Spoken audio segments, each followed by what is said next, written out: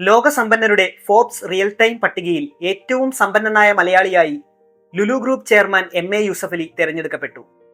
58,100 കോടി രൂപയുടെ ആസ്തിയാണ് M A. യൂസഫലിക്കുള്ളത്.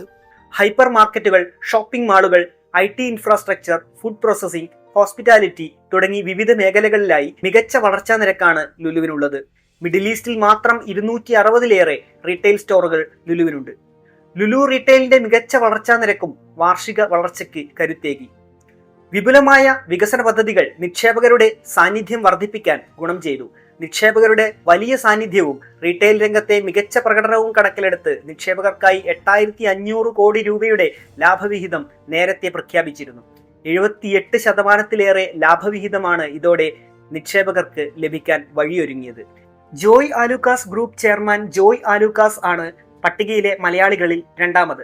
Gems education chairman Sunny Varkey, RP group chairman Ravi Pillai, Kalyan jewellers managing director TS Kalyanaraman, Sobha group സ്ഥാപകൻ PNC Menon, Infosys സഹസ്ഥാപകൻ Kris Gopalakrishnan, Kaynes group സ്ഥാപകൻ രമേശ് കുഞ്ഞിക്കണ്ണൻ, മുത്തൂറ്റ് ഫിനാൻസിന്റെ പ്രൊമോട്ടർമാരായ George Jacob Muthoot, Sara George Muthoot, George Thomas Muthoot, George Alexander Muthoot, Burjeel holdings chairman doctor Shamsheer Vayalil, Infosys സഹസ്ഥാപകൻ SD ഷിബുലാൽ, വിഗാർഡ് ഗ്രൂപ്പ് സ്ഥാപകൻ കൊച്ചൌസേബ് ചിറ്റിലപ്പള്ളി എന്നിവരാണ് ഫോർബ്സിന്റെ ആഗോള റിയൽ ടൈം സമ്പന്ന പട്ടികയിൽ ഇടം പിടിച്ച മറ്റു മലയാളികൾ.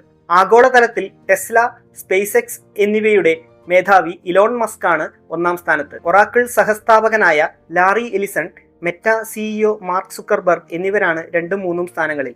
ഇന്ത്യക്കാരിൽ റിലയൻസ് ഇൻഡസ്ട്രീസ് ചെയർമാൻ മുകേഷ് അംബാനിയാണ് ഒന്നാം സ്ഥാനത്ത്. ഗൗതം അദാനിയാണ് 2ആം സ്ഥാനത്ത്.